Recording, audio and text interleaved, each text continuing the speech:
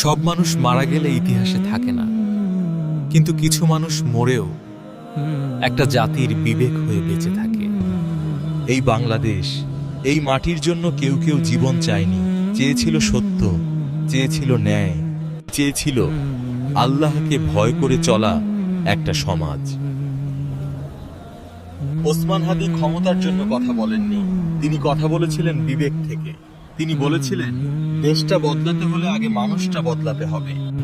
ইসলাম আমাদের শিখিয়েছেই জালিমের সামনে সত্য বলা সবচেয়ে বড় জিহাদ। তিনি সেই সত্য বলেছিলেন, জানতেন ঝুঁকি আছে, তবুও থামেননি। গুলি একটা শরীর থামাতে পারে, কিন্তু আদর্শ থামাতে পারে না। কারণ আদর্শ জন্ম নেয় ঈমান থেকে।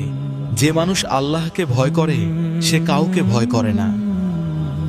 যেদিন তিনি চলে গেলেন, সেদিন আমরা একজন মানুষ হারাইনি, আমরা একটা আয়না হারিয়েছি। যে আয়নায় আমরা নিজেদের দেখতে পারতাম। তিনি চলে গেছেন, কিন্তু রেখে গেছেন প্রশ্ন, আমরা কি করব? চুপ থাকবো, নাকি ন্যায়, সততা আর ঈমান নিয়ে বাঁচব? হে আল্লাহ, তাকে শহীদের মর্যাদা দাও, আর আমাদের এমন বানাও যেন আমরা তার আদর্শ বাঁচিয়ে রাখতে পারি।